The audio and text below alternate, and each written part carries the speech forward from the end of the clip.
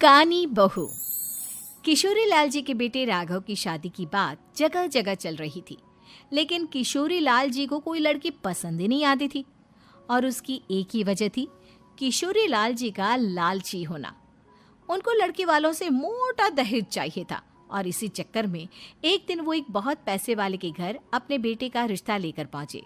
उस आदमी का नाम था ओम प्रकाश। देखिए किशोरी लाल जी, मेरी एक ही बेटी है और मेरी सारी संपत्ति जायदाद सब कुछ मेरी बेटी नैना का ही है। पापा, नाम से लगता है बहुत खूबसूरत होगी। कितना अच्छा नाम है ना, नैना। ओ, वैसे बात तो सही है आपकी। अब इतना पैसा है, जमीन जायदाद है, इकलौती बेटी, आप भी क्या करेंगे? सब कुछ उसे ही देंगे ना। बिल्कुल ठीक पहचाना आपने। बस बेटी की शादी और सारी जायदाद उसके नाम। पापा, बिना देखे हाँ कर दीजिए ना। इतना अच्छा रिश्ता फिर कहाँ मिलेगा? माला माल हो जाएंगे हम। मैं अपनी बेटी को बुलाता हूँ। अरे नहीं नहीं नहीं नहीं, आपकी बेटी का नाम नैना है, सुनकर ही लगता है बहुत सुंदर होगी। रहने दीजिए अंकल, मैं तो आपकी बेटी के नाम से ही इतना खुश हो गया हूँ कि उसे बिना देखे शादी करने को तैयार हूँ। अब तो मैं उसका चेहरा सीधे शादी के बाद ही देखूंगा। और इस तरह राघव नैना का चेहरा नहीं देखता और उससे शादी कर लेता है। शादी के बाद अपनी सुहाग रात पर जब राघव नैना का घूंघट उठाकर देखता है तो नैना की आंखें बंद थी। कितनी खूबसूरत हो तुम नैना, जरा अपनी आंखें खोलकर मेरी तरफ देखो तो सही। नहीं, मुझे शर्म आती है। अरे, मैंने तुम्हें शादी से पहले भी नहीं देखा, और अब अगर तुम आंखें खोलकर मुझे देखोगी भी नहीं तो मुझे अच्छा कैसे लगेगा? इससे पहले कि नैना अपनी आंखें खोलकर राघव की तरफ देखती, अचानक से लाइट चली गई और राघव नैना को पूरी तरह से देख भी नहीं पाया। अगली सुबह नैना राघव के लिए नाश्ता बनाकर लेकर आई।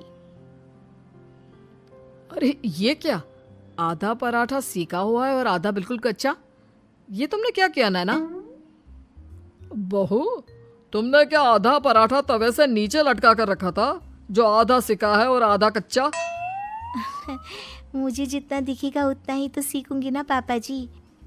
जहाँ जहाँ मुझे नजर आ रहा था वहाँ मैंने सीख लिया, जहाँ जहाँ नहीं दिखा वहाँ कच्चा रह गया होगा। इसका क्या मतलब है? ये कैसा मजाक कर रही है तुम? अरे बहू, तुमने इतना लंबा घूंघट क्यों लगाया हुआ है?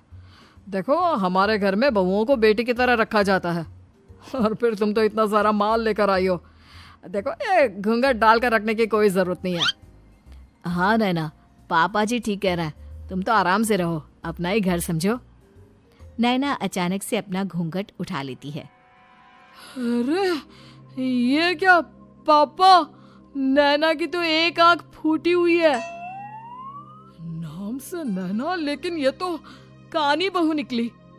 मेरे साथ धोखा हुआ है, धोखा। बिना दिखाए अपनी कानी लड़की मेरे संग ब्याह दी। मुझे कानी बीवी नहीं चाहिए। मुझे अभी ओम प्रकाश जी से बात करनी पड़ेगी। आखिर उन्होंने मेरे साथ ऐसा किया क्यों? अरे, आप लोगों ने ही तो पापा से कहा था कि आप लोग शादी से पहले मुझे देखना नहीं चाहते। अब मेरे पापा पर क्यों इल्जाम लगा रहे हैं? अरे लेकिन उन्हें बताना तो चाहिए था ना कि तुम कानी हो, एक आंख से तुम्हें दिखाई नहीं देता। किशोरी लाल और राघव नाराज होकर ओम प्रकाश को अपने घर बुलाते हैं। पापा जी, ये आपने क्या किया? शादी से पहले बताया क्यों नहीं कि नैना की आंखों में परेशानी है? अरे, आप ही ने तो लड़की देखने से मना कर दिया था। और लेकिन आप बता तो सकते थे। आपको तो हमारी बेटी की प्रॉपर्टी चाहिए थी, वो भी पूरी की पूरी। अब क्या हुआ अगर उसे आधा दिखाई देता है? प्रॉपर्टी तो आपको पूरी मिल गई ना। अरे ये क्या बात हुई? मेरी शादी प्रॉपर्टी से नहीं, आपकी बेटी से हुई है। अब ये तो पहले सोचना चाहिए था, तब तो मेरी प्रॉपर्टी देखकर तुम्हारी जुबान लप लपा रही थी। लेकिन मैं कानी लड़की को अपनी बीवी बनाकर नहीं रख सकता। पापा, कुछ करिए ना आप। हाँ, करता हूँ। देखिए ओम प्रकाश जी, आप हमारे साथ ऐसा नहीं कर सकते।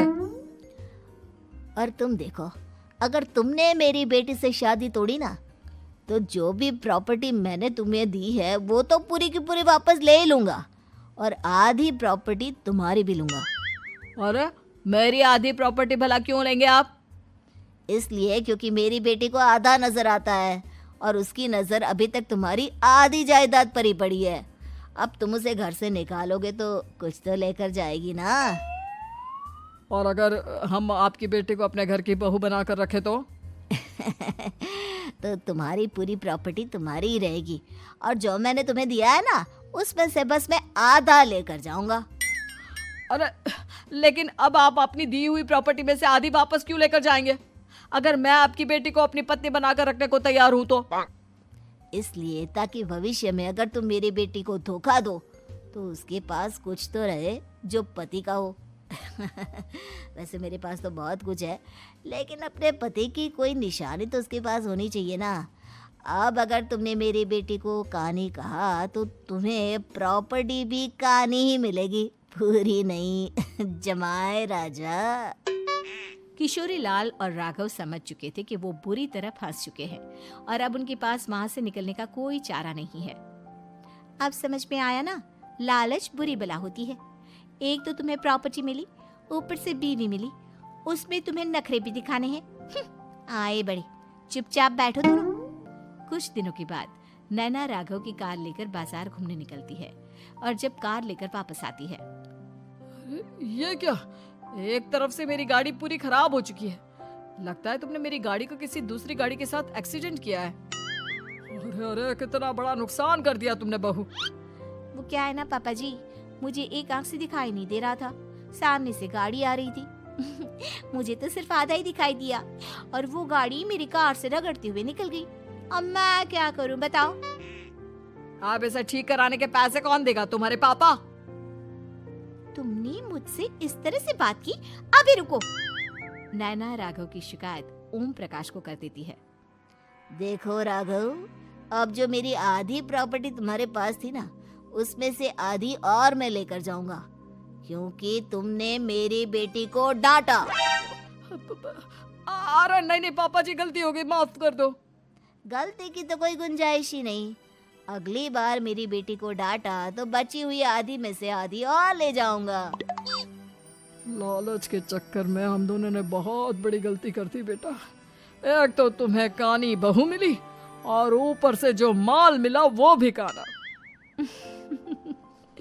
इस तरह राघव की हर एक गलती पर ओम प्रकाश उसकी प्रॉपर्टी का आधा आधा हिस्सा लेकर अपना सारा माल वापस ले गया और राघव को कानी बीवी से काम चलाना पड़ा।